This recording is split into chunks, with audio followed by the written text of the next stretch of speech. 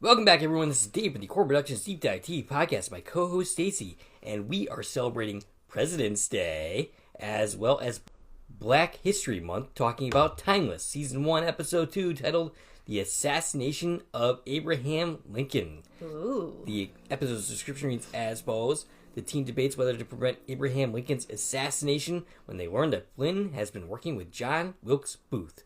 The episode is written by Tom Smuts, producer and executive producer on the series. He wrote 4 episodes in total. The episode was directed by Neil Marshall. He directed the pilot as well. 2 episodes in total. This would be his last one. He also directed episodes of Westworld, Lost in Space, and the Hellboy, the 2019 movie. The episode originally aired on October 10th, 2016. Before we go any further, I'll tell you a couple things. One, this is not a sport-free podcast. If you haven't watched the episode, I highly recommend you go and check it out, and then come back and give us a listen. Secondly, if you're listening on one of the platforms this podcast is now available on, please follow, and feel free to check out our YouTube channel, Core Productions, where additional content can be discovered. If you're already on our YouTube channel, please like, share, and comment, and subscribe to our channel. First of all, before we do anything else, rest in peace for James Vanderbeek, most famous for being Dawson on Dawson's Creek. He passed away recently, not Dick Van Dyke, as was mistakenly reported by a news... It was a UK radio that announced Dick Van Dyke had died. Yes, and... when they met James Vanderbeek. Very different people. Fortunately, they did not end up, jinxing him and then killing Dick Van Dyke right after.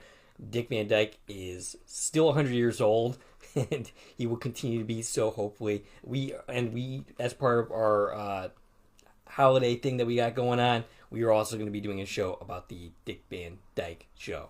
So, all right. So, Stacie, before we talk about anything more, why don't you give us an overview of the series, because we've never talked about it before. Yeah, well, we've never talked about it on air other than the occasional little mention. So, Timeless. Started in 2016, ran for 2 seasons, total of 27 episodes, 28 depending on how you count a 2-parter.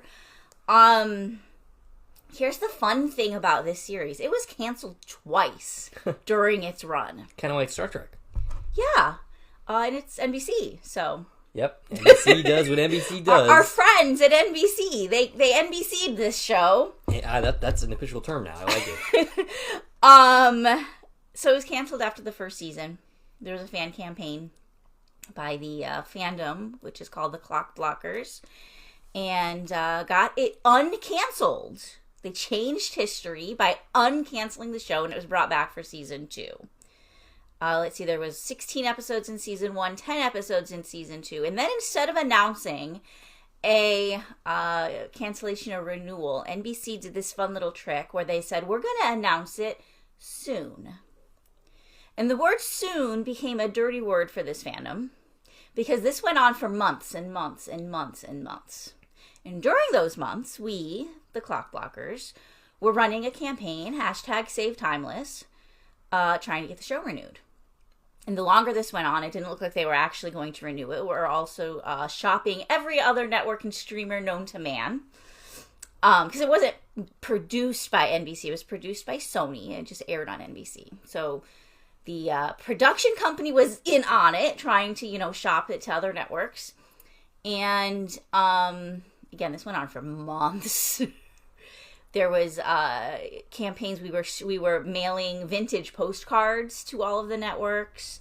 We were sending boxes of paper clips, which came from this episode of needing to escape from jail. So there were paper clips being sent to Save Timeless. There was a fundraiser done, and I forget the exact number. I don't have that in front of me, but there was a fundraiser done to earn money by the fandom to rent a helicopter to fly over San Diego Comic-Con with a banner. And I'm not going to tell you what the banner said, because this is Dave's first time watching this series. Yeah. So I'm not going to give Dave big spoilers about, where the series goes and how it ends. But it said something on the banner to the effect of where the show had left off and a change in history that needed to be made to set things right. So that banner flew. It was a big deal. It was a really big deal that so much time and effort and energy went into this campaign. And then they rented a billboard in Times Square, which I still to this day regret that I didn't go to that event. I could have. and I didn't. There was a fan meetup there to like go see the billboard for the Save Timeless campaign, like one of the digital displays. And eventually, it didn't get renewed, but it got a 2-hour episode made to kind of wrap up the series and fix the thing that fans most wanted fixed. Gotcha. I'm curious, was the finale, the 2-hour finale, satisfying? Well, here's the thing. The fandom was very divided at this point. And the thing that divided the fandom was shipping wars. Okay. And I find that so silly. Who ended up with who? Who ended up with who? There was shipping wars. And again, to avoid spoilers, I won't get into all that with you because there's a long way to go. And I know you're going to actually go watch this series now. So Dave watched the first 2 episodes with me to prepare for this podcast. But you haven't watched anything past that. Well, or have you now? I actually watched the 3rd and the 4th episode. Okay. Yeah. Okay. But you still have a long way to go before you know Yes. Yep. where these characters end up. So I'm Right. not going to get into that with you. But, yeah, there was this ridiculous divide among the fandom between 2 different ships. One of those sides was very upset. Very, very upset with what the Christmas special, that was the 2-hour extra finale episode, did. So it fixed the one problem that the whole fandom had, but it created a new problem for half the fandom. Gotcha. And so it was very divided. And it literally, like, this was the best fandom. This was the first fandom I ever really inserted myself into. And by the end of that, the shipping wars and the fallout from where that Christmas episode went, the fandom just broke apart. It really kind of ended that whole this is the best feeling, which was very unfortunate. I think that's absolutely ridiculous that we're going to ruin the whole fandom over something as trivial as like what fictional character ended up with what other fictional character. That's a sour note. We don't need to dwell on the bad things that happen. Let's talk about the good things that happen. And, you know, this series and time travel. Absolutely. Are you done with your overview? Well, I figured we would start by talking just about episode 1 and the basic setup a little bit. All right. Do you want me to do that or? Yeah, you could start and I'll jump in. Okay, so here's what happened in episode 1, and I'm trying to make this as brief as I can just so that we have all the touch points, but if you're listening to this, I'm sure you actually know what show we're talking about and you're up to speed. But to get to what we're talking about, episode 2, here's what already happened so far in the series. So there's this rich guy named Connor Mason. He's kind of compared to Elon Musk. He's a rich billionaire, has a secret project, and he invented time travel at his company, Mason Industries. Then there's this other man named Garcia Flynn, and a couple of his goons broke into Mason Industries, and they stole the time machine. And they also took their pilot, Anthony. They took him so that he could fly the time machine, and they disappeared into the past. Anthony, played by Matt Fewer, who was in Eureka. He was also in It, the miniseries, so the original one. That's the one that I have a fondness for. And he was in something else that I'm struggling to recall, but... He was in a lot of things. Yes. I don't have him in these notes because he's not actually credited in this episode. I actually took notes for him. Well, we'll get to that, I'm sure, at some point. Yep. Because he does come up in this episode. Right. So yeah, they took the time machine and they took the pilot, Anthony, and we don't know where they went, but we know when they went. And it happens to be the day of the Hindenburg disaster. So at this point, Mason contacts the government, who does not know that he has invented time travel because he kept that all secret-like. This is not a government project like Quantum Leap was. This was a private venture. But now that things went wrong, he's contacted the government for help. And we have Agent Denise Christopher on the case. And she assembles a team consisting of soldier Wyatt Logan and historian Lucy Preston to travel through time to stop Flynn from whatever he's doing because they have no idea. And along with them, they are sending Connor's lead programmer and sort of pilot is how he's introduced. This is Rufus Carlin. And they go after the mothership, which is the name of the main time machine, in their prototype ship, which is a smaller vessel called the Lifeboat. And the Lifeboat, of course, was the first one being the prototype, but now they've advanced to the mothership. But they kept this one operational just in case the mothership ever needed rescuing. So they're in the rescue mission, smaller ship now, going after the main ship that has been hijacked by criminals. And they have no idea what they're doing, what they're walking into, but they time travel in 1937 and go to the day that the Hindenburg explodes. And it's funny because they introduced this rule that they're not supposed to change things. They're supposed to keep things exactly the same. Right. Their job is to preserve history, and it appears pretty quickly that what Flynn's doing is trying to break history. To what ends isn't exactly sure yet. Lucy's guess is that he's trying to end the reign of America before, like, in its heyday.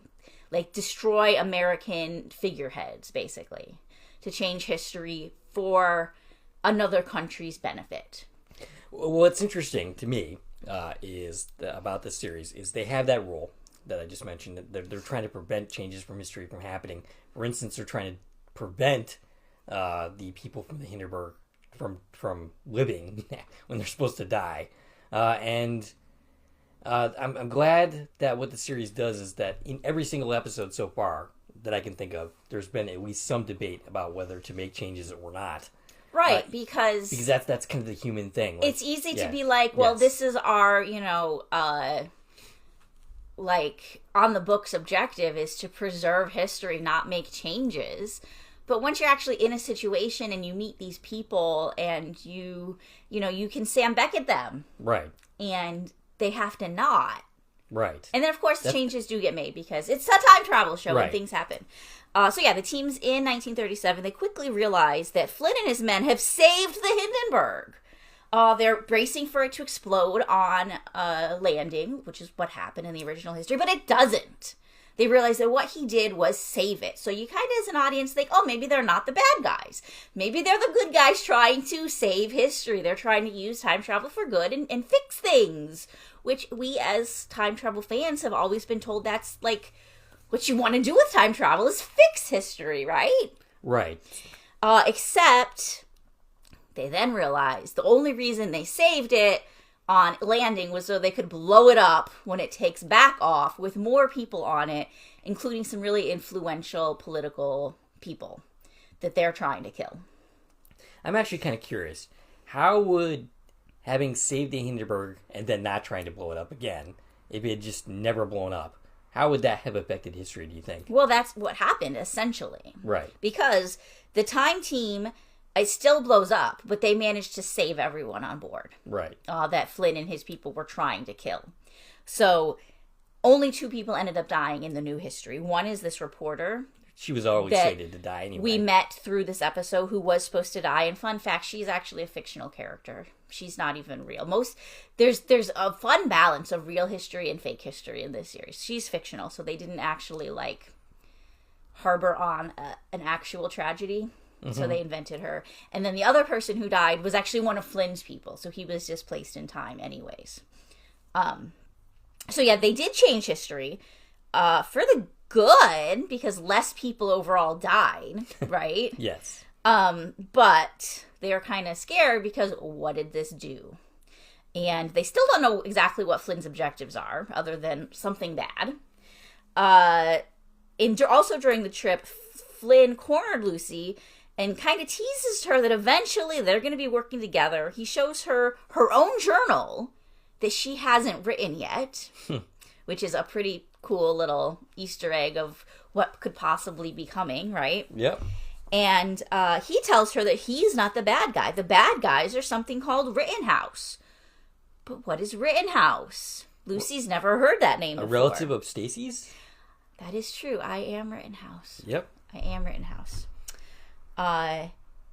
And we also learned that Rufus is secretly tape recording everything that Lucy and Wyatt say for his boss, Connor. We don't know why yet. But he is looking like he's possibly doesn't have the best intentions for the team. And then also we learned during this that Wyatt lost his wife Jessica at some point and blames himself for it. And now that he knows time travel exists, his personal objective is to try and save his wife.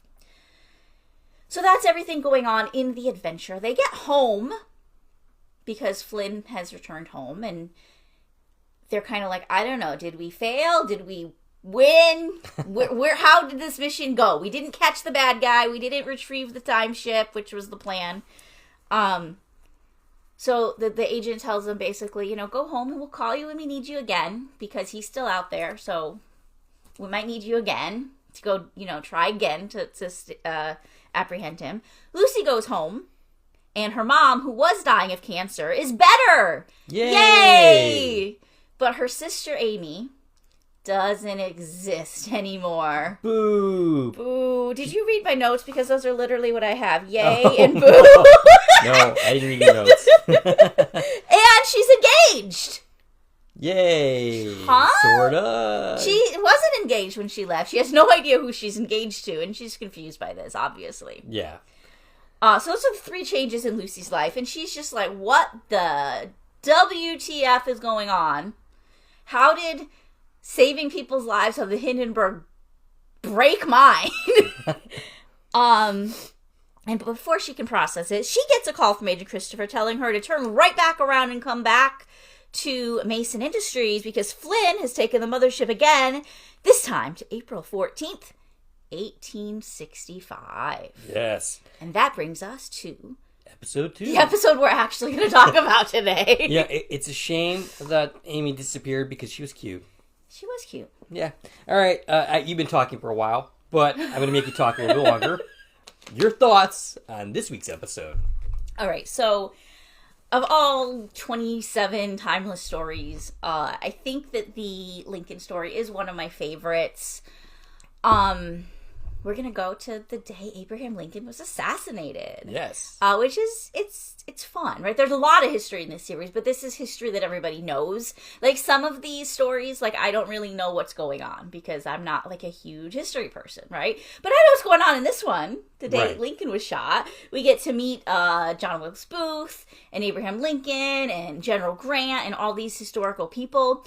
And what's really fun is we, just last year, went to Washington, D.C. We went to Ford's Theater, and we saw a play about Abe Lincoln that starred our friend Scott Bakula. Yep, who of course headlined the other time travel show that we were a big fan of. This show is kind of like the opposite of that show. Right. This is like the anti-quantum leap because you're not supposed to be making changes. Right. But yeah, that was a fun time. We went with our friend Brian Green, and we met Suzanne down there. That's where we met Morgan Feldman. Yeah. Does he do any props for Timeless? I don't think so. Probably not, but yeah. I don't think there are any handheld props in Timeless. You can make a little mini time machine, I guess. Sure. Yeah. But yeah, so we got. We were in the place. Yes. The place where this episode takes place, where it all happened, where Lincoln was actually assassinated, and that, by the way, was super powerful to watch that show on that stage. It was crazy. It was like time traveling, just sitting there. And the theater has been rebuilt. It's not exactly how it was back then, but it looks the same. And watching this episode, and it's fun because this was my first time watching this episode since we saw the play. Right. And I was like, yeah, it does look right. It's all accurate. There's the box and there's everything. And even the hotel across the street where he died. And it's we were standing right there. And they didn't really film on location, obviously. This was filmed in Vancouver. But they did a great job with the sets. Making it look absolutely correct. Having been there and again, the theater we sat in isn't perfectly historically accurate. It's got actual seats in it now, when back then it was folding chairs, which you see in the episode. But yeah, just the whole the stage and the box and the layout, and again seeing that play about Lincoln's life and about Lincoln's assassination in the place where it happened was ridiculously crazy to experience that. We were sitting in the front row. Well, you were in the second row, but we were sitting in the first 2 rows, right there. And then we got to meet Scott for the third time. I believe that was our third of 4 so far. But yeah, that was an amazing experience. And so during this podcast, in addition to pictures of the episode, like we usually do, you're also going to see some pictures from our trip. In addition to seeing the Scott Bakula play, we also walked through the museum of the theater, the museum across the street at the Peterman House, which is where Lincoln actually died. We saw the room that he died in. So many cool things that we saw. And so there's going to be pictures of some of that stuff that we took from our trip. The actual Derringer that was used to shoot Lincoln, we got to see that. So we got a picture of that in there somewhere. And I remember teasing, right before the play, I did a little video and I was like, we're here for the Quantum Leap Timeless crossover live on stage. Right. Which now you know what I'm talking about, because now you've watched this episode. Yep. I think that's part of the fun of actually finally watching this series, is understanding some of the references that have come up a dozen times in our podcast. Yeah, you won't understand all of them until we get through it, like helicopters. Mm-hmm. Right. Yeah, so this episode's fun. I really enjoyed it. I enjoy the setting. I enjoy the casting. They did a great job. Like, I don't know what all of these historical figures look like off the top of my head, but the ones that are recognizable, they did such a great job casting them. The guy who played Lincoln, and we'll get to him in a moment, the people's credits, but he looks like Lincoln. He's only played Lincoln. Like, that's his job, is he's a Lincoln person. But, like, even the guy who plays Grant, he looks like Grant. Like, they do such an amazing job in this series overall with that, historical figures and casting. And, yeah, it's great. Yeah, I enjoyed this episode. I enjoyed the first 2 episodes that I watched, and the couple others that I also watched past this. What I like, something that I alluded to in a little bit earlier, is the fact that I kind of enjoy the fact that they do have a debate about whether to change history. Right. It's not just like, we're not supposed to change history and that's that. There's a lot of drama with that.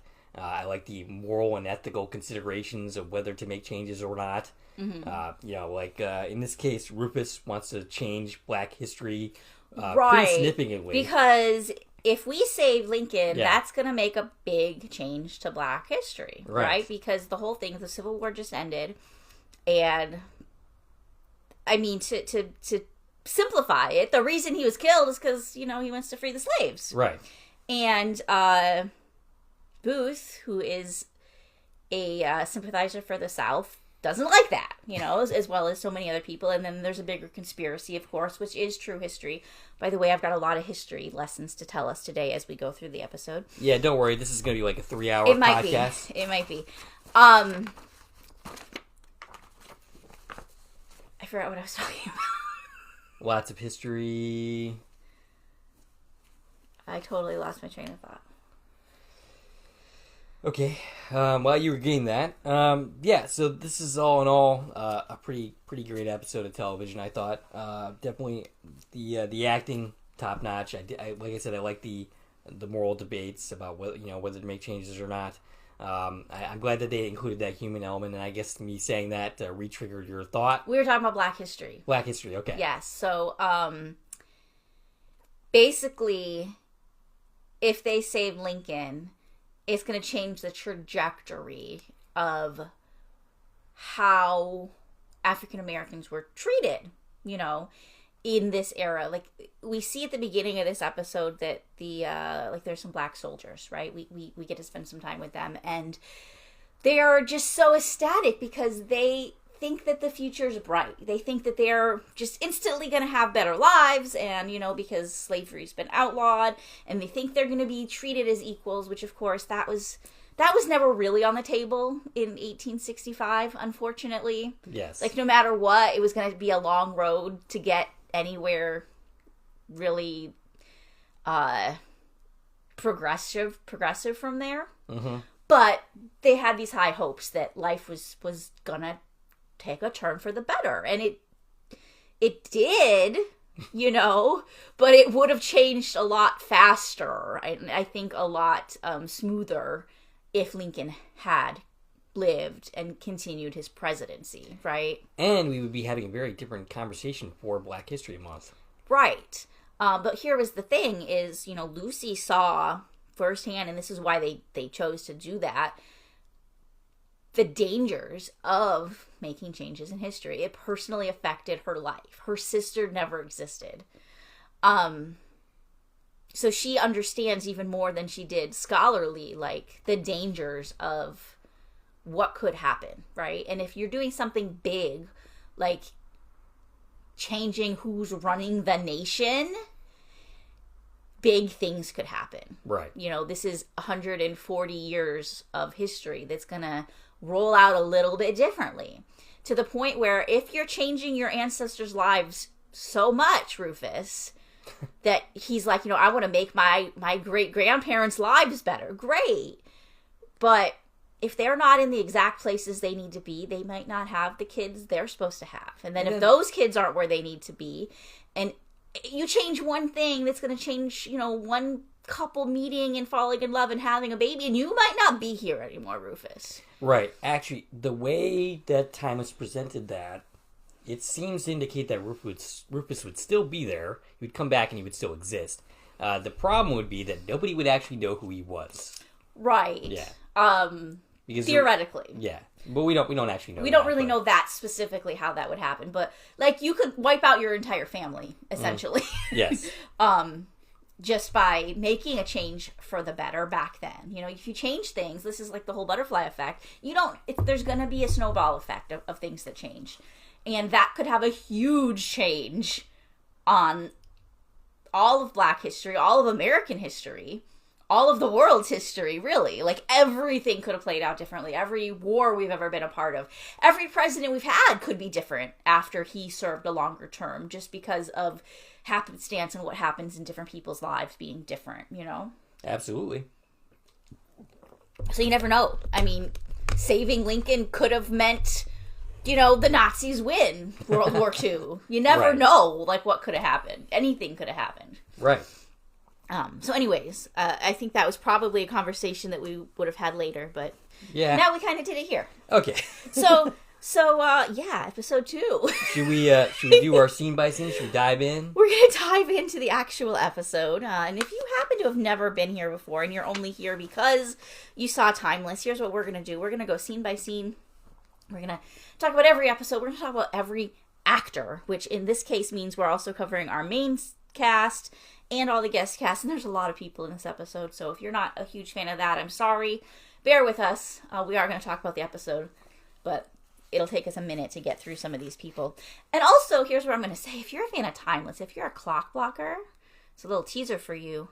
Make sure you are following the Quantum Leap Podcast's YouTube channel. Our friends, the Quantum Leap Podcast. Quantum Leap Podcast, because there may be an announcement coming soon to that channel regarding Timeless. Yes. Of course, I just used the word soon, which is the, again, right, naughty word for the fandom. But I promise soon isn't going to be months. It'll be much quicker than that. There's going to be some announcement over there, and check that out. Keep your eyes in that space if you're a Timeless fan. All right, diving in. Let's go. Let's do it. All right. April 14th, 1965. The episode begins at a bar, the Star Saloon, the night of Lincoln's assassination. While Lincoln is at the play at the Ford's Theater, we see his bodyguard, John Parker, in the bar during the intermission. He's played by Ryan Hesp. 32 credits, including a season 11 episode of The X-Files, The Lost Art of the Forehead Sweat. I'm not sure if you remember this, but you and I watched that episode together. That was the Mandela Effect episode. Oh, okay. Yep. That's one of the newer seasons? Yep, it was in the Revivals series. I remember watching one episode of that with you, so that must be the one. That must be the one. Continuum and Fringe, right away, these credits spell out to me that this was filmed in Vancouver, because all of these credits are basically Vancouver-based. He was also in an episode of A Million Little Things, an episode of The 100. Of course, those are Vancouver projects as well.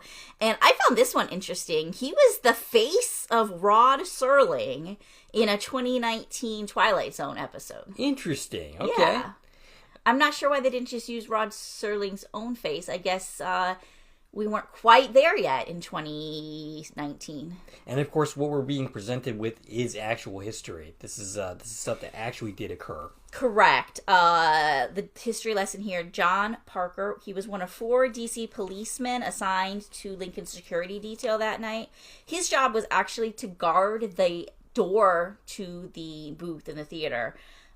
He claimed that Lincoln dismissed him at the intermission, and this is why he was next door at the Star Saloon drinking from the intermission onward, and why he wasn't there to stop Booth from entering the booth. But nobody knows if that's true or not. That's what he said. Right. You know, he could have literally been in on it, and they never caught him. Right. Yeah, it's quite possible. So nothing ever bad happened to John Parker, other than maybe being fired? He actually wasn't fired. He continued to, he actually was assigned to the White House to work for Mary Todd Lincoln, and she kind of disowned him and was like, I don't want you working for me. You are the reason my husband's dead. Right. I don't have all these notes, but from what I remember reading, he was a drunk. Like, he had been arrested a bunch of times for drunken disorderly conduct or whatever. He was just kind of not a great policeman. Which goes hand in hand with him being in the bar while all this was happening.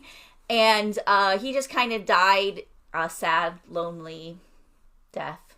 That's some number of years later.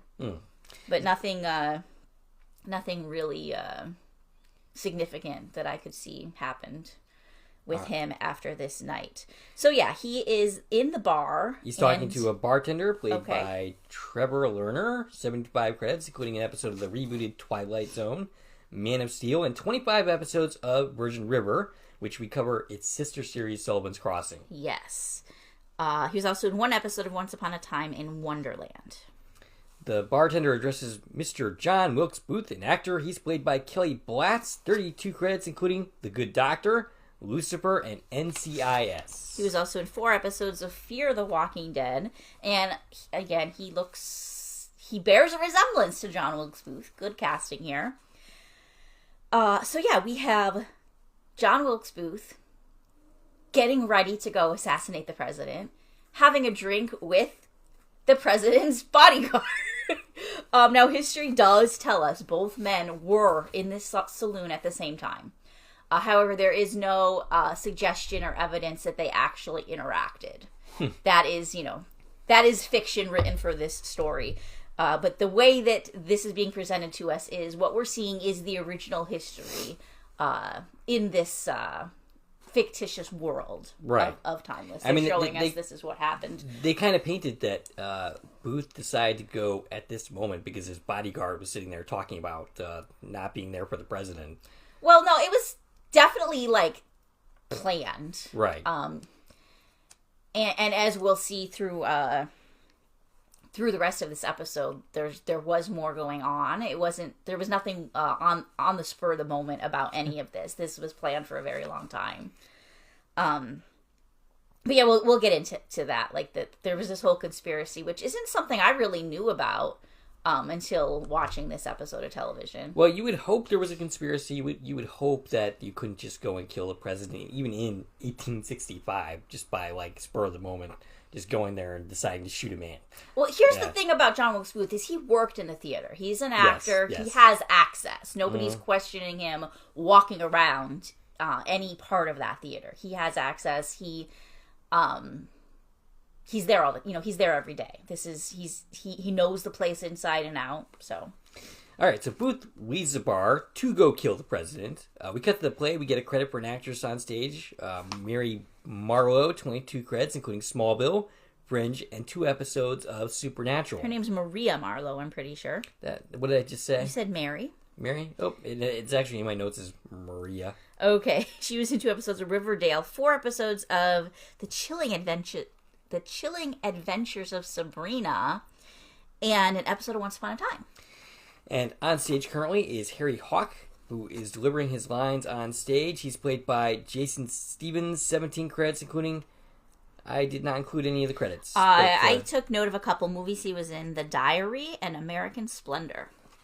We see President Lincoln, Michael Krebs, 9 credits, all playing President Lincoln. Yes. And Mary Lincoln, played by Lucia Frangarine, 12 acting credits, including Love and Demons. She also was in 1 episode of Untold Stories of the ER. And with them in the booth, in the original history here, is another couple. I don't know if you clocked who they're with. I did eventually make note of them. Well, this is the only place we see them. Oh, okay, no. So, okay, they're with, and this is, history tells us who they're with. They're with Major Harry Rathbone, and he's not credited in the episode. Gotcha. So we don't know who played him. And his fiancée, Clara Harris. Now, we do have a credit for her because she, screams or something. She's played by Michelle DeBriol, who was in one episode of The Irrational and one episode of The Flash. And again, this is the only place we're going to see them because once history gets changed, they're not at the show anymore. Gotcha. Okay, so Booth enters the booth. Yep, he's working in the shadows. He crashes the party, assassinates the president, jumps off the balcony, and shouts his famous phrase, which I'm sure you have. Sic semper Tyrannus, which I'm sure I said wrong. The South shall be free. And then he makes his getaway, his famous getaway. And then we have our... All right, let me give you some history lessons just here about this part. Okay. So the actors on stage were Harry Hawk, who, as you said, was credited in this episode. And the woman is Laura Keene. Now, it's funny, she didn't get her name in the credits. The actress on stage is just credited as actress on stage. But in real life, that actress was Laura Keene, except she wasn't on the stage the moment that it happened. She wasn't in that scene. So maybe that's why they didn't credit her as her, because technically she wasn't supposed to be there, but she was the female in the play. Gotcha. And she actually also was the manager of the production. This was her show. And what she did in the real history is she rushed to the box to tend to Mary Todd Lincoln right after the shooting. Meanwhile, the other guests that were in the box was, like I said, Major Harry Rathbone and his fiancée, Clara Harris, who also happened to be his stepsister. They were invited by Mary Todd Lincoln to fill the seats that Grant and his wife had declined earlier in the day. Gotcha. So that's the reason they were there. And then the line that was spoken is actually a quote from Brutus on the death of Julius Caesar. Which, interestingly enough, Booth's brother Edwin, who we're going to hear about later, actually played Brutus recently in a play that all three Booth brothers were in with their father.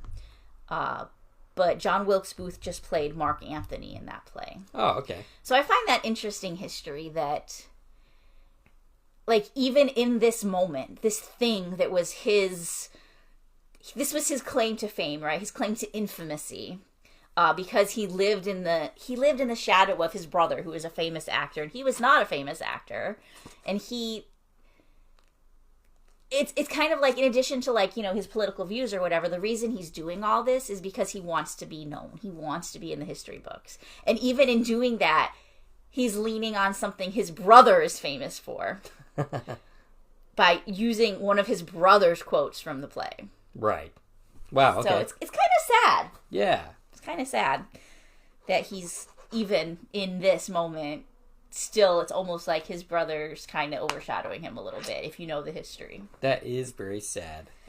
Anything else before nope. moving on? Okay. We're going to then go to present day. We come back to Lucy Preston, who is not having a very good time, having just discovered that her sister does not exist anymore. Lucy is played by Abigail Spencer. 69 credits, including Haunting in Connecticut 2, which we covered. The Haunting in Connecticut 2, Ghosts of Georgia. That has absolutely nothing to do with Connecticut whatsoever. Has nothing to do with Connecticut, nothing to do with The Haunting in Connecticut 1. Not a great movie, but we covered it because Abigail Spencer is in it along with... Michael Chad Murray. Michael Chad Murray, yes. And then she was also in Extended Family, which lasted a season. It was on NBC, and it got NBC'd. We covered that series in its entirety as well. Appeared in 2 episodes of 911 and an episode of Law and Order. And she's in a current show that just started airing called Best Medicine, which is not my cup of tea, but if you're interested in that type of thing, go check it out. All right. She's talking to her mom, who was dying of cancer, but now isn't. She's played by Susanna Thompson. 57 credits, including The X-Files Season 1. Titled Space, which is a terrible episode that I happen to also cover on this channel, one of my solo efforts. 3 episodes of Star Trek Voyager as the Borg Queen. I thought she was in that series more. I actually made note of the fact that I thought that in the X-Files podcast. And an episode of Star Trek Deep Space Nine. She also was in 2 episodes of Next Gen. Yeah, okay. But she was pretty familiar to Star Trek. And 8 episodes of NCIS. She appears 12 times in this series. She's all kinds of emotional here because, her life is completely changed. So this is picking up on her when she just, found out that her mom's healthy, her sister doesn't exist, and she's engaged. And she's just like, what? But she got this call that she has to go back, so now she's leaving. and her mother says not to forget about tonight. Back at tomorrow night. Yeah. Back at the project, Rufus and Wyatt are already there. Rufus is played by Malcolm Barrett. 112 credits, including 7 episodes of The Boys, 1 episode of Monk, and 1 episode of Psych. 10 episodes of Average Joe, 26 episodes of Better Off Ted, and he is a rapper. I did not know that. Yeah. Okay. Wyatt is played by Matt Lanter, 69 credits, lots of animated Star Wars stuff. Yes, he's Anakin Skywalker in the Clone Wars and all of the animated Star Trek things. Disaster movie Star Wars, by the way. Yeah, Star Wars. That's what I meant. And 5 episodes of Heroes. He was also in 6 episodes of Motorheads, which is a fairly recent series. 98 episodes of 90210. That's the reboot series. Gotcha. Lucy rushes in and asks what changed in their lives. Rufus says he had an unsuccessful date with a girl he's referring to Gia, who he ended up asking out in the previous episode. She's played by Claude Dumit, 29 credits, including 21 episodes in The Boys. Claudia Dumit. How'd I say it? Not that. Okay. But she was a regular character in The Boys. I remember her character in that series. I did not recognize her here. 1 episode of Supergirl and some Call of Duty games. She was also in 1 episode of 3 Body Problem, which was a Netflix series. Season 2's coming this year. Woo! And 6 episodes of How to Be a Vampire. Rufus asked her out in the previous episode, and it appears it did not work out. I'm sorry, because I thought they would have made a very cute couple. I'm not sure if the date he's referring to is her, actually, because they just made that date. Okay. I feel like he already had another date planned. Well, didn't he, invite her to dinner to discuss the events of the previous episode? Maybe. I thought that's how it worked out. But maybe. Is this going to be a continuing thing? There is something's going to happen. Yeah. Okay. So, yeah. All right. You might like how it goes for them. Okay. Lucy, in a panic, says that her sister is gone. Something they changed with the Hindenburg wiped out her sister out of existence. And she can't figure out why. Right. Agent Denise Christopher and Connor Mason, the owner of the time machine, happen into the scene. Denise is played by Shekinah Jeffrey, 74 credits, including 19 episodes of House of Cards. Before the Neville... Shekinah Jaffrey. House of Cards, Before the Devil Knows You're Dead, which is a movie I happen to really like, and 16 episodes of Third Watch. She was in 6 episodes of Goosebumps, 20 episodes of Billions, 6 episodes of Sleepy Hollow, and a movie called The Hating Game that Lucy Hale was in. Okay. It's one of the Pretty Little Liars. Oh, gotcha. Connor Mason, 108 credits, 2 episodes of Doctor Who, Wonka. You didn't actually say his name. Oh, yeah, I didn't. What was his name? Patterson Joseph. I didn't take note of his name. This is Patterson Joseph playing Connor Mason. Go ahead with his credit. He was in 20 episodes of The Sandman, which happened to feature an actor that we are familiar with.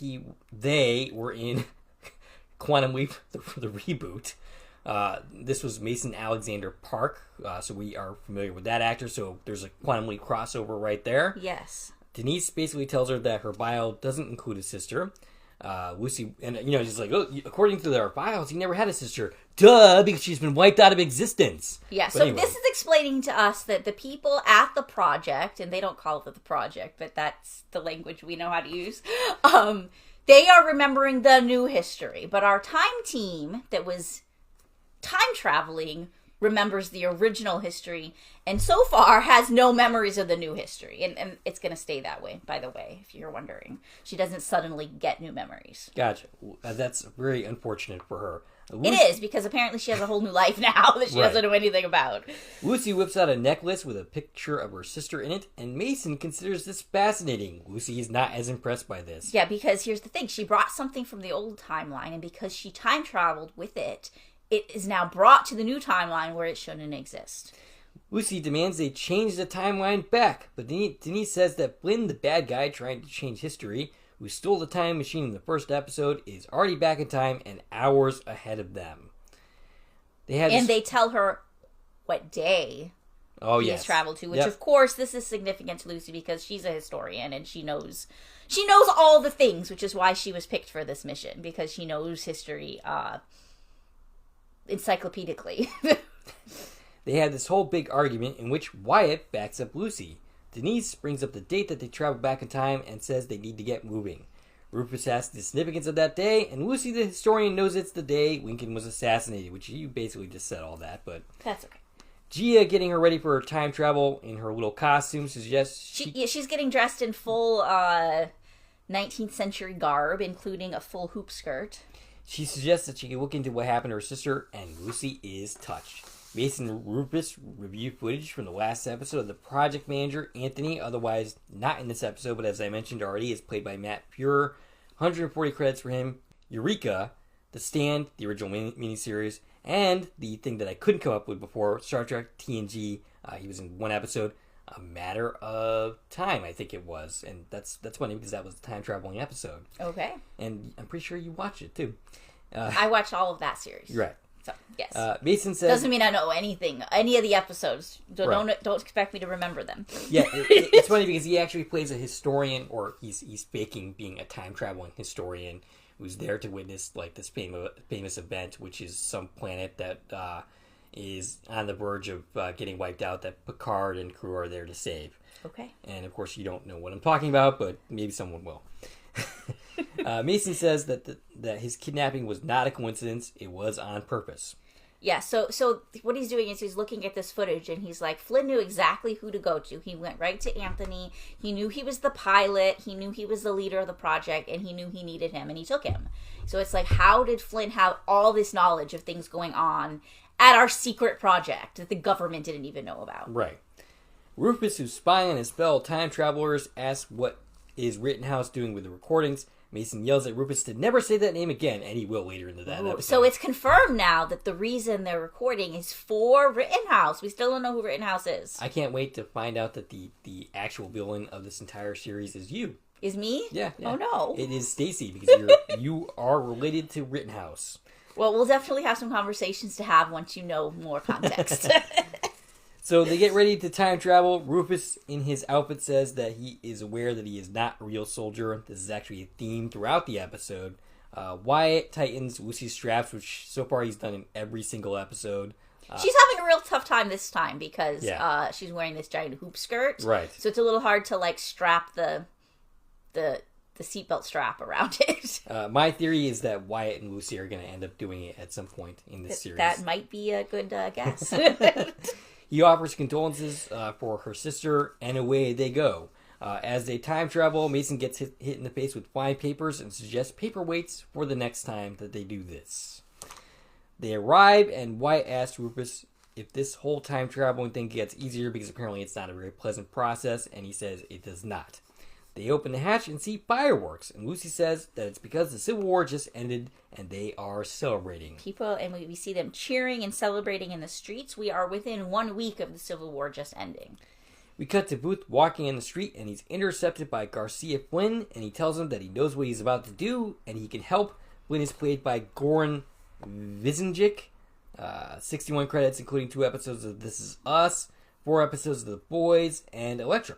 He was also in 1 episode of Doctor Who, 4 episodes of Santa Clarita Diet, and 16 episodes of Extent. And then we have our credits, which I could have sworn I already said that we had, but I guess I was wrong earlier. I don't recall you saying that. Okay.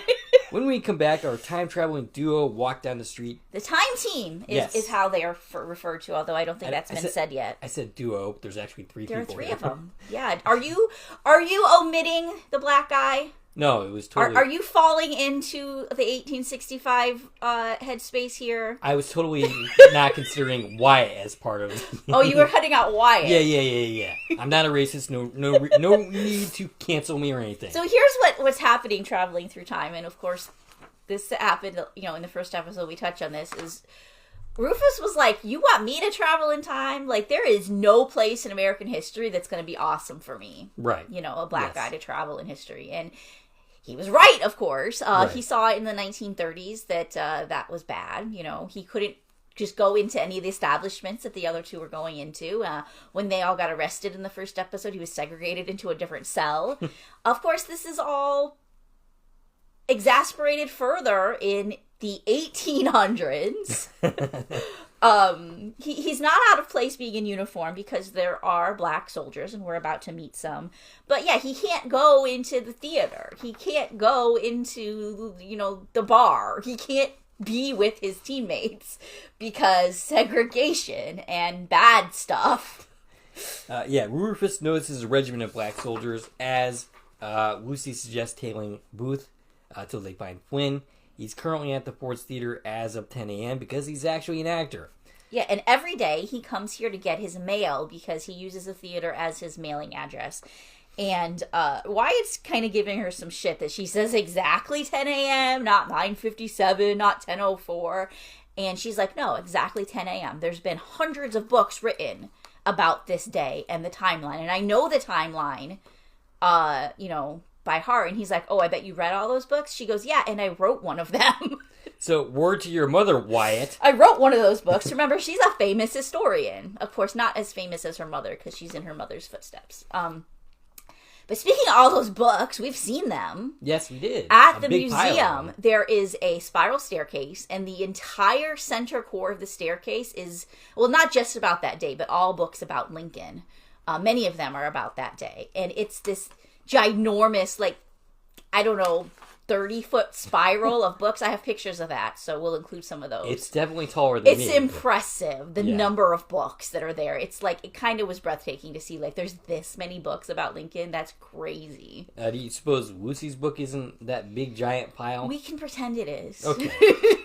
It would be in their world's museum. Gotcha. It would be there, yes. Lucy and Wyatt head into Ford Theater, while Rufus outside is approached by Nicholas Biddle, one of the Black Civil War soldiers, played by Mike Wade, 26 credits, including Quantum Leap, The Revival. I think he was the janitor in... Yes, he was the janitor in Leap, Die, Repeat. Which is a pretty highly regarded episode, and 15 episodes of SEAL Team. I'm going to back up for 1 second, because I realized I had a history lesson here I didn't read about Booth. So... we got mentioned here that there was this little conversation right before they went in the theater about Booth and his brother Edwin, who I mentioned this earlier, but Edwin was a famous actor. Okay.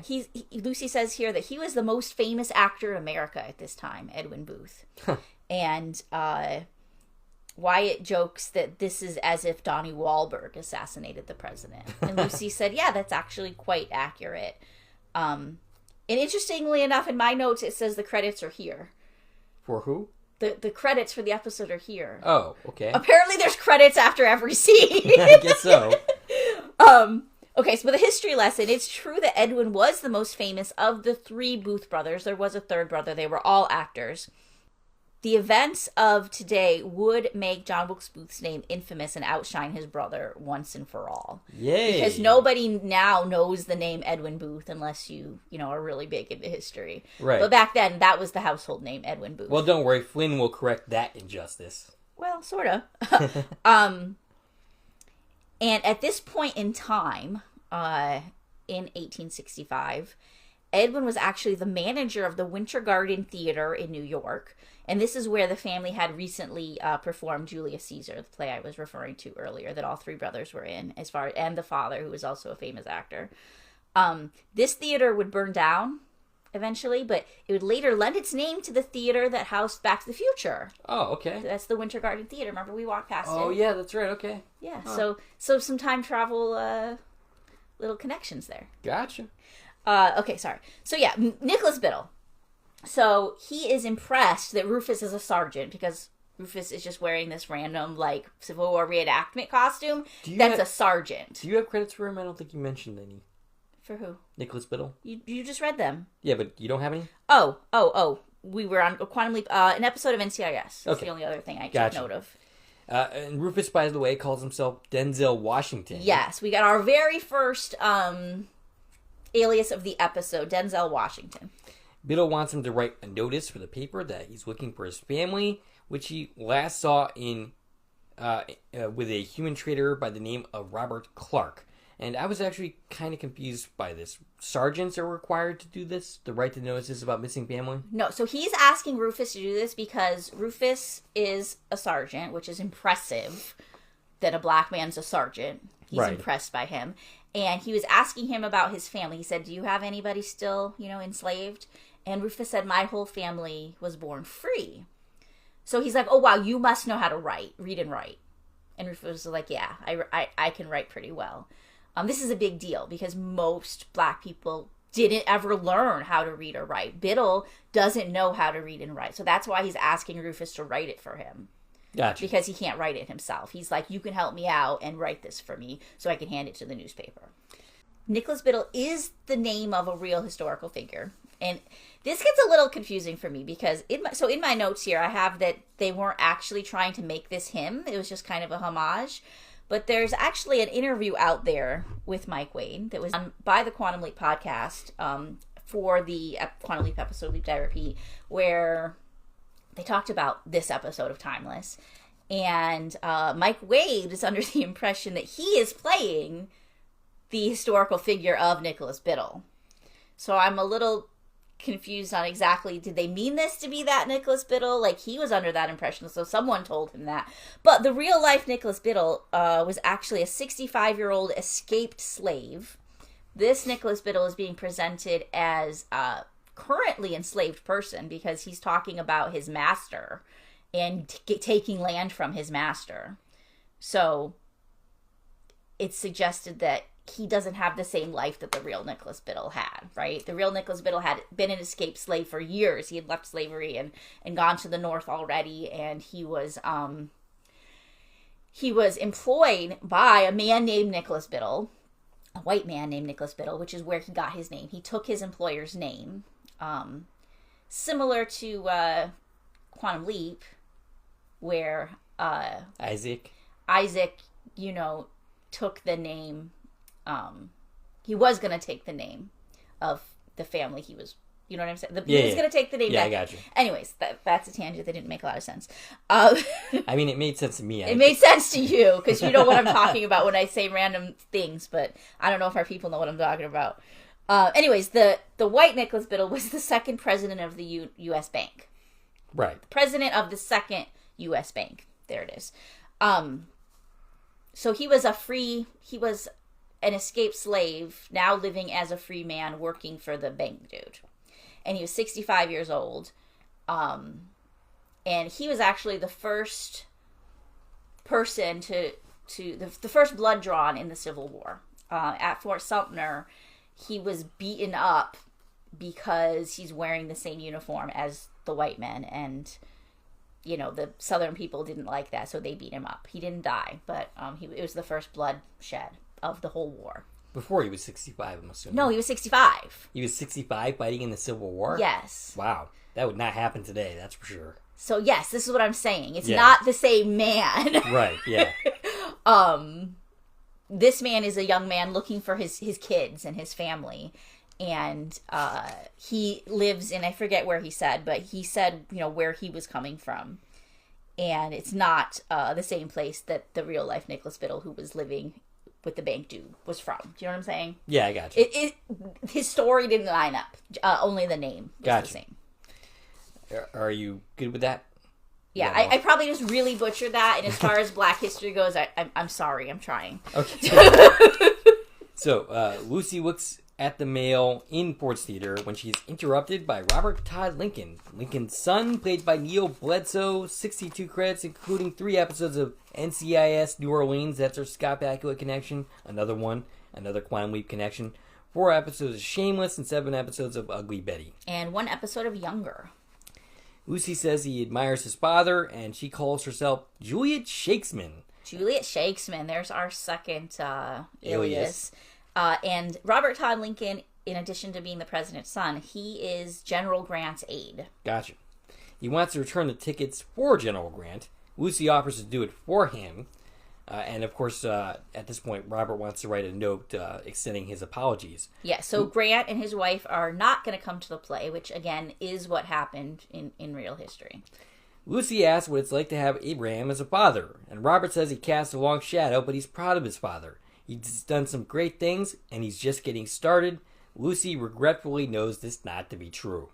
And there's this moment. This is the first time that we see her kind of hesitating about, should I change what happens tonight? Right. Because even though she knows that's a bad idea, like, she has this instinct, of course. She admires Lincoln. She doesn't want him to die. Right. He asks, she's talking about the play, and she's like, oh, it's not very good. You're not missing anything. And he goes, oh, should I tell my father not to come? And you see this look on her face, like she wants to say something, but she stops herself. And she just kind of laughs it off. Like, I feel like as a human being, I should be like, yes, tell your father not to come. But she knows she can't do that, so she doesn't. History lesson here, Grant did decline the tickets. The reason they did so was to visit their kids who were in school in New Jersey, which is just, a short train ride from here. So they get on that train to go visit their kids at boarding school. But many believe the reason that Mrs. Grant didn't want to go to the play is that she didn't get along with Mary Todd Lincoln. Okay. They were not friends, and she didn't want to sit with her through the play, is the believed reason of why the Grants didn't go. She can't just sit there in silence and watch a play? I mean, she'd rather go visit her kids and sit with some woman she doesn't like. Okay, fair enough. So yes, they didn't go, but Grant actually declined the invitation himself. Robert Todd Lincoln wasn't involved in this at all. He declined himself, and also Robert Lincoln didn't get on the train with them. It's kind of implied later in this episode that he was supposed to go on the train with them, or at least he was seeing them onto the train, but he wasn't going to go on the train with them in real history. His father actually invited him to the play, but he declined because he was tired. Gotcha. Rufus's relationship with Biddle, meanwhile, goes south. See what I did there? Oh, yeah. I did that completely by accident, by the way. As Biddle asks questions that the answers to make him realize that Rufus is a fake. I phrased that awkwardly, but yeah. Basically, Biddle is asking him questions. About what regiment he's in, and he says one that doesn't exist. Right. And then he notices, like, his uniform's fake. Right. And he thinks he's just pretending to be a soldier to get women. Right. And so Biddle gets angry at him. Rufus makes a run for it. And Biddle calls after him, calling him a lying rat. John Wilkes Booth, meanwhile, interrupts Lucy and Robert's conversation. I would say cock blocks them, or actually I should say clock blocks them. There you go. Yes, clock blocker. That's what I meant to say. Robert is honored to see Booth and almost busts Lucy's cover when he brings up the fact that she is also an actress. And he's like, no, I don't know you. And we hear about Booth's brother, that would be Edwin, apparently saved Robert's life at one point. And apparently this is true? This is true, yeah. Robert Todd Lincoln he went to step into a train, and he misstepped and stepped in the gap. Oop. And Edwin Booth grabbed him and pulled him back so he didn't fall into the train pit. I don't think that's the right word for it. And it's kind of funny that what happened that day is Robert Todd Lincoln recognized Edwin Booth as the famous actor and thanked him by name. But Booth didn't recognize Robert Todd Lincoln. He didn't know that was the president's son. Gotcha. And he didn't know that that's the man whose life he saved until after Lincoln's death and his brother's death, and this whole, he's obviously very embarrassed and ashamed of his family because, his brother killed the president. It was after all that happened that he heard the story that he actually saved the president's son's life. That's funny. He didn't know until after all this happened that that's who he saved. All right. Rufus, Wyatt, and Lucy end up talking. Rufus wants to save Lincoln, believing that his death will be disastrous to the black soldiers he just met. Wyatt is with Rufus, but Lucy says saving Lincoln could have unintended consequences and is too risky. Yeah, like we talked about earlier. Right. You could destroy your whole family. Even though you're making somebody's life better, you don't know what is actually going to happen. And Rufus has this line that says, too risky for white guy history. But his history sucks, and maybe they can change black history for the better. Or maybe we might just wipe you out of existence, Rufus. Maybe your history will just be completely gone, as we've already talked about quite a bit. They end up at the house where Booth meets up with the conspirators. This is the Herndon house, and this is where this actually happened, where Booth and these other men met that day. And then get shot at by Flynn. They engage in a firefight, and Wyatt ends up taking a bullet. Yeah, because this time around, Flynn is there with his guys, including Carl. Carl's played by Chad Rook. He has 7 appearances on this series. He's not called out by name here, but he is in the credits by name. He was in 3 episodes of The 100, 5 episodes of Virgin River, 2 episodes of It, Welcome to Derry. Oh, okay. Yeah, that's cool. I watched that show. It's pretty good. They go to the hotel where they are helped by a bellhop played by Curtis Tweedy. 10 credits, including Supernatural. He was also in A Taste of Christmas.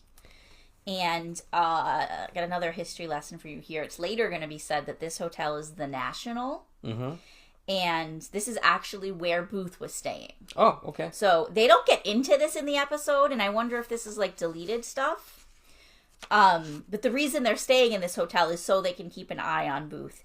And the real history is Booth staying in this hotel in room 228. And when you see the time team enter the door says 243. So they're right down the hall from Booth. They got literally as close to him as they could get. But yeah, they don't talk about any of that in the episode. Interesting. Lucy thinks that Flynn is trying to help Booth succeed by taking out Grant and a few others, crippling the Union, etc., etc. This would have a detrimental effect on U.S. history. Lucy goes to get Grant on the train, making sure that he is not at the play at all. Rufus has to play doctor with Wyatt, no, not that way, and makes an operation joke, to which Wyatt jokingly makes a buzzing sound when Rufus touches him. Rufus does not appreciate this joke. Yeah, so this is where we first hear about the conspiracy, which I'm guessing this is news to Wyatt and Rufus, but Lucy, of course, knows everything. That there were actually 4 men whose lives were in danger that day. Okay. So in addition to the president, there was Grant, who was supposed to be at the play. Right. So Booth was going to take them both out. That was his plan until Grant left town. Right. And there's how inconsiderate of him. There's actually a story that I read that when Grant was on the way to the train station, he passed John Wilkes Booth. Their cars passed or whatever, and John Wilkes Booth glared at him. I don't know how true that is or how anybody would know that. Right. I guess, Grant didn't die, so I guess he told the story himself. Okay. But, I don't know. I don't know if that was real. I read that somewhere. Gotcha. That, they did pass well, it's very dramatic. They did pass that day, and Booth was, of course, upset that he wasn't going to be there because he couldn't kill him. The other people that are part of the conspiracy that are meant to be killed by, Booth and his conspirators was Vice President Johnson and Secretary of State Seward. Gotcha. So these are the people whose lives are in danger, and that's why Lucy's like, well, if Flynn is trying to make sure they all die this time around, that's why I need to go. My first step is to make sure Grant actually gets on that train and gets out of town. So Lucy goes to the train, and Robert finds her there, and they port some more. The train is broken, unfortunately, which means Grant is going to the play with Robert. Which means Flynn already got to the train and sabotaged it somehow. Lucy tries to talk him out of it, saying, "Oh, but it's a terrible play." But Robert invites her to go see this terrible play, and Robert thinks that their meeting is fate. And Lucy accepts the invite. Yeah, because she's like, well, if Grant's going to be there, I better be there to, save his life or some shit. Flynn finds Lucy, and Lucy goes off on him about her sister being erased. Flynn calls it a war. He says that his family was in danger, too. He calls Rittenhouse a they. So I guess he goes by they, them pronouns. Okay, maybe I should have made that joke, but anyway. It says Lucy one day will be helping him. Lucy reads it as a threat, but Flynn says it isn't. It's her future. Flynn tells her not to get in his way again. So I guess, how does Flynn actually know that? I guess he's from further in the future? And... So he's not from the future because he just stole the time machine. Right. But remember, he has Lucy's journal. Gotcha. Which tells us he's encountered a version of her from further in the future. Okay. So maybe this was before Lucy changed things and got involved in the new timeline? Well, and this doesn't get fully played out through the course of the show, but basically the way that you can put this together is that Lucy, traveling through time to stop him, at some point gives him information and gives him her journal. Ah. So he knows everything she's done, but she hasn't done any of it yet. Right. So now it's changing because he's doing things differently because he knows what they already did. It's like this weird, like, cycle that we're not seeing the first run of. Do you know what I'm saying? Okay. Because this journal already exists. We're not seeing the original time travel history because he's using her journal of time travel adventures to affect how he's doing time travel. Okay, that sounds complicated. Yeah, I don't think we really get too much into, like, the details of all that, but you can see how, like, yeah, this isn't the first iteration of this because the journal already exists. And we will see her start to keep this journal, but it's different now, right? Because she has these interactions with him showing her the journal that obviously didn't happen the first time. So every iteration of this ends up with a different journal, basically. Yeah, I mean, it's one of those time travel things you think too hard about, and it doesn't. It's a little hard to. And I feel like something else we covered recently. We talked about this, where this obviously wasn't the first time. Right. I don't. It was one of our movies. Yeah, probably. It was one of our timey-wimey movies where you realize, like, this isn't the first time because one of the characters has knowledge of other time travel that's already happened. Right. Oh, I think that was struggling to recall the name, but it was Time Cut. Time Cut. Yes, that was the one. Yep. So yeah, we're getting some more hints at Rittenhouse. He's basically saying, "I'm not the bad guy. Rittenhouse is." Ah. And what we know about Flynn is that he murdered his family, and he's like, "I didn't murder them. Rittenhouse did. Gotcha. I'm not the bad guy."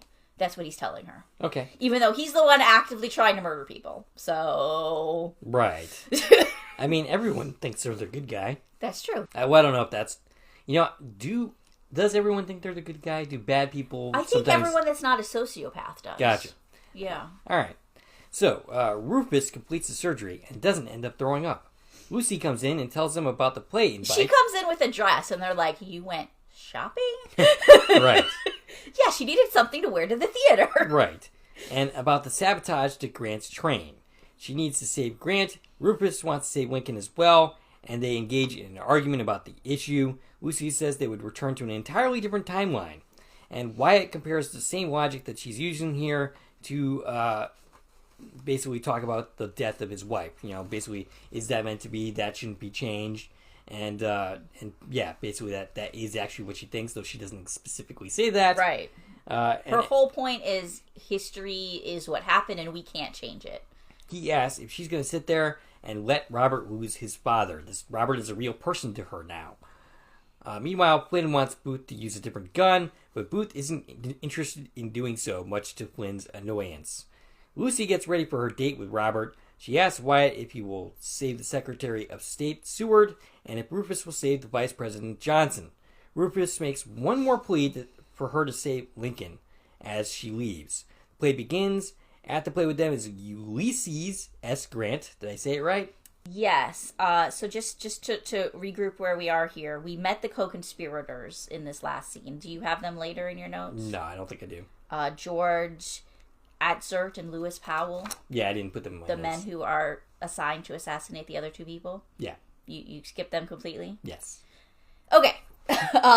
So George Atzerold is played by Travis McDonald. He's in an episode of The Tomorrow People, an episode of 7 Days, and an episode of Sliders. Ooh. Lewis Powell is played by Kurt Ostlund. He's in 15 episodes of Snowpiercer, 2 episodes of Supernatural, and an episode of The 100. So, I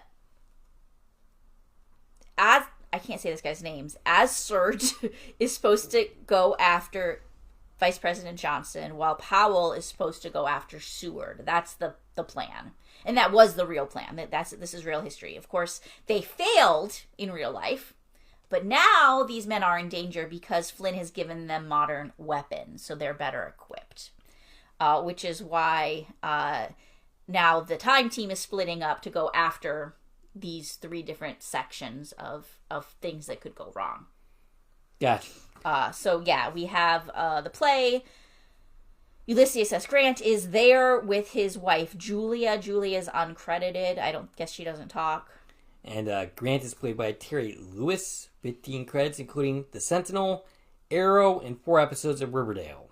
As well as an episode of Nancy Drew, which our friend Heather Taylor worked on that show. Oh, nice.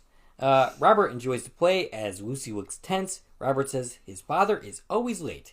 He arrives and we hear the presidential music. Yeah, they interrupt the play to do this fanfare because President Lincoln's walking into the booth late, after the play started. Robert introduces... He must go on Adam time. Right, yeah. Robert introduces her to the president. Lucy reacts emotionally. She's awestruck. She's meeting Abraham Lincoln. And she just... It looks like she can't believe that this is happening. And also, I don't feel like she ever is worried that, her own life is in danger. Right. You're sitting a foot away from the dude that's about to get shot in the head. Yes. Maybe you should be concerned for your own safety. And I don't feel like she ever is. Rufus, meanwhile, is nervous about his assignment. Wyatt is more confident than he is in him. Rufus talks about the time he froze and got beaten up. But he was beaten up by a bully named Rich Tannen, and I 100% think that's a Back to the Future reference, that we had a bully named Tannen. Right. But Wyatt brings up all the things Rufus has done in the last couple of days. Rufus admits to being scared. Wyatt says he wouldn't go into battle with him if he weren't. And those are very wise words. It actually reminds me of the movie Three Kings, where someone says, you basically, in order to get courage, you do the thing you're scared shitless of, and then you get courage. Play continues. She coughs. Robert offers her water, which gives her an idea. To pour water on Grant to get him out of the room so he does not, in fact, get assassinated. Which was a good idea, except she maybe did it a minute too early. Right. So he leaves the booth to go wash up the water that she spills all over him. Wyatt engages with the guy going after Seward. Okay, so this is Lewis Powell. So he's at Seward's house. Was he a big man? Was he what? Was he a big man? I don't know if he's a big man, but I have a lot of history here. So go through what's happened in the scene, and then I'll tell you what actually was supposed to happen. Okay. So it basically ends with him getting, basically shooting this person for the second episode in a row. He ends up shooting the bad guy and killing him. He killed Lewis Powell. So also in this scene we have Fanny Seward. Yep. Who is William Seward's daughter. She's played by Sam Spear. 4 episodes of Riverdale and an episode of Supernatural. And William Seward, this is the target, played by Peter Hall. He was in an episode of Black Mirror, 2 episodes of X-Files, and an episode of Fringe. Lots of sci-fi here. Peter Hall was also in The Lone Gunman, which was a spin-off of the X-Files. Okay, so yeah, they struggle, right, and Wyatt wins. So here's the actual history of what happened in real life. So Powell did attack Seward in his home that night, the same night of the play, with a knife. There were no guns because, Flynn didn't give them to him. But here's the thing, is Seward was actually very seriously injured. He had just 10 days earlier, on April 5th, been in a carriage accident.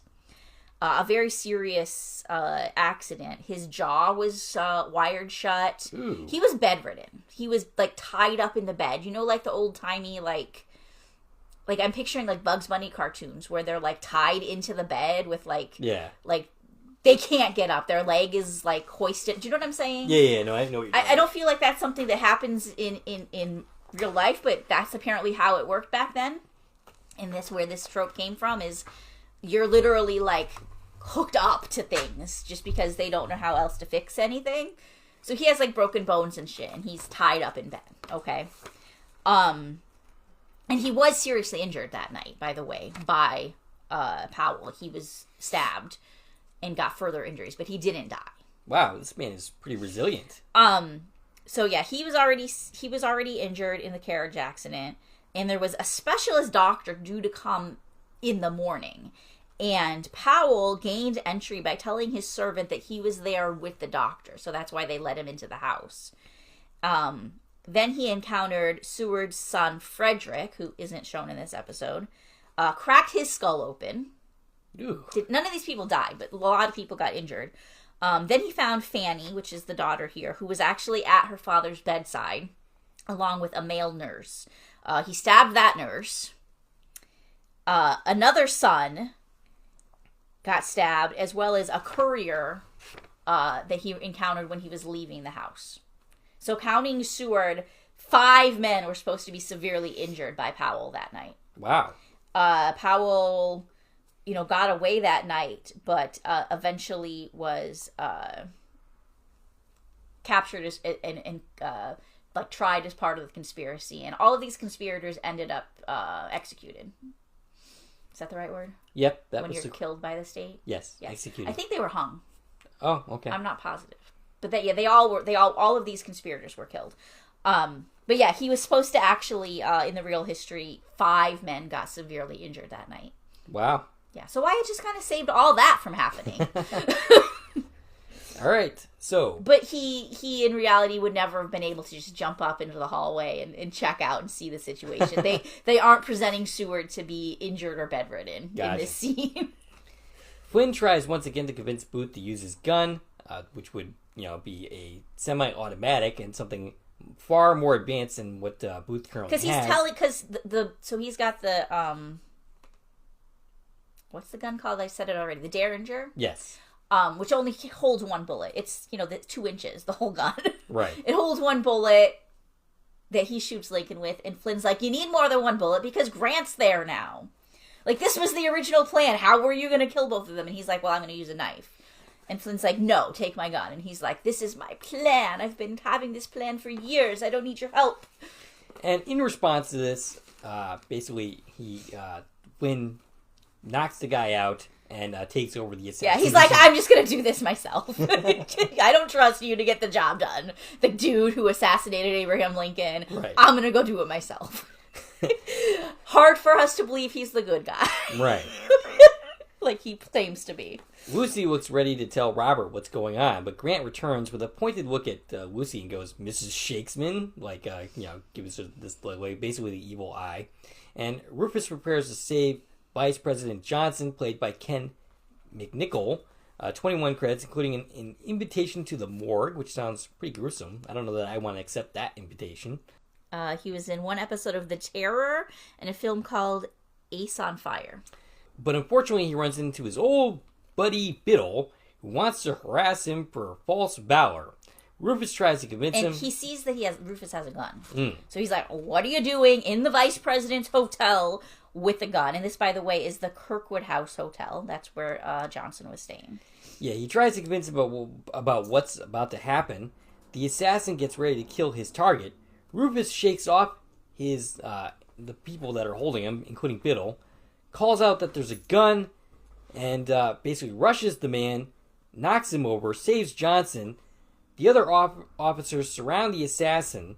Biddle asks if he can buy Rufus a drink. Rufus says he isn't a soldier. At this point, Biddle is calling him sergeant again. And basically, Biddle says that he is in his book. Yeah, so he just earned his cred back by trying to save the vice president instead of trying to kill him. Right. History lesson here is that Azeralt did go to the hotel with the intention of stabbing Johnson. But instead, he got drunk in the hotel bar, chickened out, and just left without ever approaching Johnson. And then he was also later tied to the conspiracy because, there were records that he had planned to kill the dude. Mm-hmm. And he ended up getting hung alongside Powell and 2 other co-conspirators who aren't in this episode. It was somebody's girlfriend and then some other dude that was involved in the planning. They all got hung. Lucy, meanwhile, as the play goes on, keeps looking at the door, and finally in comes Flynn. This surprises the both of them because they are not expecting They're very surprised to see each other because neither of them know that the other one's changing history in such a way that there's different people in this room. Lucy, despite the fact that she has spent the entire episode saying that the past should not be changed, does attempt to save the president, but Flynn gets him in the head. Lucy screams, but he does manage to prevent she does actually manage to prevent him from killing Grant. Flynn jumps off the balcony, similar to what Booth did, but he does not repeat his words. Yeah, he doesn't say anything. Yeah. He's not giving into Booth's whole purpose here. Right. He's just like, I want these important people dead. And he gets away without saying basically anything. He basically just escapes in a similar way that Booth did. Through the backstage door. Lucy talks to the police, but then she excuses herself to reunite with Rufus and Wyatt. This is the policeman played by Balazs Coos, and I'm sure I said that wrong. I apologize. He was in 12 episodes of a show called Show Me Yours and the film Urban Legend. Show me yours, huh? I don't want to know. So they all report their success, but Lucy was not able to save Lincoln. Robert comes outside and tells Lucy that he is gone, the president. So this is Lincoln leaving the Patterson house. Yep, the one where Lincoln died. Peterson house, rather. Peterson. I was like, I knew that sounded wrong. Which we've been there! Right, yep, you were there. We've been there. There's a whole group of spectators, watching on, waiting for the update. He doesn't give them the update. He just gives Lucy the update. Right. Like you said, he says he's gone. Robert has to go, but Lucy gives him all the goodbyes she can. She's not going to say, hey, I'm never going to see you again. But she kind of takes his hand. She takes his hand and gives him a little squeeze and is like, I'm sorry your dad's dead, without saying anything. Right. Here's the real history here. Lincoln didn't actually die until 9 hours after the play. At 7:22 a.m. the next day is when he died. So the timeline seems inaccurately rushed here. It definitely doesn't seem like they've been standing outside for 9 hours and it's morning now. It definitely feels like this is short order later. He's saying the president's already dead. Right. Rufus tells Biddle not to go south. Biddle doesn't think that things will ever get better because, Lincoln was a man who was trying to make things better for them, and they shot him, and now he's dead. Rufus says things will get better eventually. It's going to be a long, hard road, but things will get better, and then he leaves. They return to the time machine. Lucy tells Rufus that she did cry out to warn the president, that she tried to save him. It's one thing to know history, it's another thing to experience it and actually know the people involved. They return to the present. They review the new history, which has changed to reflect that Booth is no longer the assassin. The assassin is some unknown guy. They never figured out who he was. Yeah, it was an unknown gunman using an unknown gun who was never seen again. Booth was a co-conspirator that was eventually hunted down and killed. Yeah, Mason says, well, Booth planned it, but he didn't actually, do anything. Because they don't know that this is who was supposed to kill the president. Juliet Shakespeare is now in history books, and is having saved Grant, and there's a high school in Ohio named after her. This reminded me of Back to the Future. Yes. The Barton Ravine. Yep. Rufus doesn't get... no, her name wasn't Barton. What was her name? Clara Clayton. Clayton. I was like, Clara Barton, that's a real person. That's wrong. Clayton Ravine, yeah. Rufus doesn't get credit for saving the vice president because, he's a black man, and of course he's not going to get credit for anything. Yeah, he's like, oh, what does the history book say about me, Denzel Washington? And they're just like, no, there's no record of you at all. It was like this white dude. They show a picture of some other dude that was just there. Right. And he's like, he didn't do anything. He got the credit. Denise thinks close enough. Lucy isn't quite so convinced. Gia fills in Lucy on what happened. We're talking now about, Oh, yeah. So remember, Gia was researching, I'm going to try and figure out for you why your sister doesn't exist. Yeah. It turns out her mom never met the man she knows as her dad, Henry. They never met. Henry married the granddaughter of a girl who was supposed to die on the Hindenburg. But because of the events of episode 1, she didn't die. She grew up, had kids, grandkids. That grandkid married Henry, and Henry never met Lucy's mom, Carol. Which leads us to the conclusion that Lucy's, because she's, the fact that she still exists, even though her mother never actually met the person that she was calling her father, means that her father was not actually her father. Her father was never her father. So she's still alive, but her sister isn't, because her father was her sister's father. But this also explains why Mom doesn't have cancer, because it was Dad Henry that got her smoking. Gotcha. So she never started smoking in this timeline. So she doesn't have cancer, which is good. But Amy was never born. And this also means that her mother lied to her entire life. Yes. She's like, my mom's lied to me my whole life, and I thought this man was my father, and he wasn't, and what is up with that?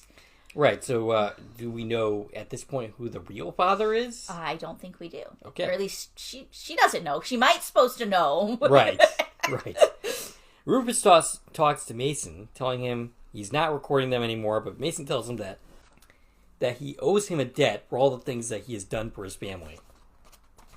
Yeah, he guilt trips him, and he's like, who sent you to college and paid for this and bought your mom a house? And this is where I did a shout out when we were watching this to Mama Barrett, because we have Malcolm Barrett talking about his mama. I mean, he's talking about Rufus's mama, but Mama Barrett, Malcolm Barrett's mother, was a big part of the Save Timeless campaign. That was her Twitter handle, Mama Barrett. Gotcha.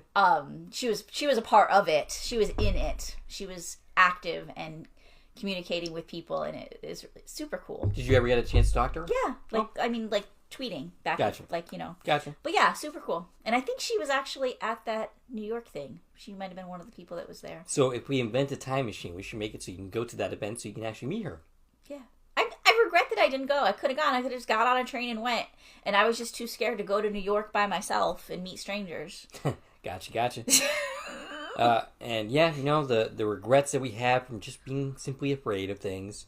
Wyatt is treated and says the doctor who did this sucks. Wyatt gives her a little smirk and says it wasn't a doctor. She asks if that she should call anybody for him, and of course there is no one to call because his wife is dead. His wife's dead. He's like, I'll call a cab. This is military doctor played by Donna Suarez. She was in 3 episodes of Stargate Atlantis, an episode of 4400, 5 episodes of Battlestar Galactica, and strangely, tons of her credits are as doctor or nurse. Interesting. That she's typecast. Okay. Lucy returns to her house for an engagement party that she knew nothing about. Yeah, she walks in, she's late to her engagement party that she didn't know was happening. This is the event her mom was telling her not to be late to. Oops, she's late, still wearing the clothes she was wearing yesterday. And does she live here? I'm not totally sure. Like, this is her mom's house. Does she live here too? I'm confused by that. Yeah, I'm not really sure. But yeah, and then we meet the fiance. He's Noah, played by Daniel D. Thomason.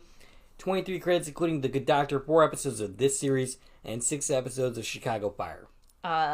And 23 episodes of The Witches of East End. And I'm not sure what you said his name was, but I don't think it was right. Daniel D. Thomason? Tommaso, okay. Daniel D. Tommaso. Gotcha. That's Noah. And that, of course, is where the episode ends. Yes, on that very awkward note. And her mom also during that asked her, like, did you help your friend Amy? Because at the beginning of the episode, she's like, Amy, where are you, Amy? And then she ended up telling her mom, like, oh, it's my friend at work. I got to go help her. And she's just like, I'm still working on it, Mom. I'm still working on it. Helping Amy. I hope we bring Amy back to life. I mean, I looked at her credits, and unfortunately, she's only in 1 other episode, so I don't know that means anything. Well, all right. And that's the episode. That is the episode. So, Abraham Lincoln for President's Day. Yeah, and of course, Black History Month. We got to watch him die in this episode twice. Well, that's kind of depressing, but yep, that's how we're celebrating President's Day and Black History Month with the assassination of President Abraham Lincoln. And remembering our trip to D.C. to see Scott Bakula play Lincoln. And by the way, Scott Bakula did a hell of a job playing Lincoln. He did. You know, before that show, when they announced it, and I said this when we did that podcast, but I couldn't see him as Lincoln. I could not see it. I was like, I don't get it. But seeing it? Yes, absolutely. I see it. I can't unsee it now. When we first see Lincoln in the start of this episode, my brain went, that should be Scott Bakula. Right. Scott Bakula could play Abraham Lincoln anytime. The next time, television people, next time you need someone to play Lincoln, hire Bakula, please. Absolutely.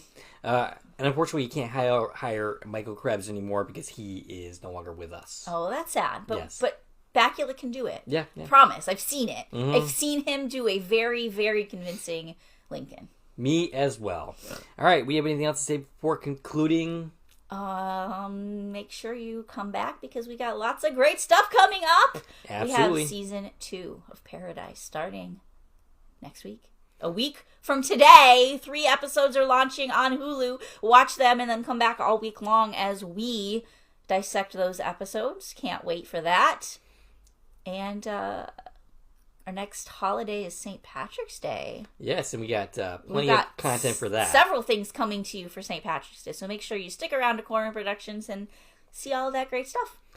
All right, we'd like to hear from you. What'd you think of this episode? What'd you think of this series in general? What'd you think of this podcast? Stacie, can be reached at? I can be reached on Twitter, X, Instagram, Threads, and Blue Sky at TV and Coupon Talk. If you like this video and want to support the channel, there are ways to do so. You can follow me on Twitter at Core Productions, so you can join the Core Productions Facebook page. You can buy something from the Core Productions store on Zazzle. You can buy me a copy. You can join the Core Productions membership starting at 99 cents a month. And of course, you can like, share, and comment on this video, as well as subscribing to the channel. This is Dave and Stacie from Core Productions, signing off.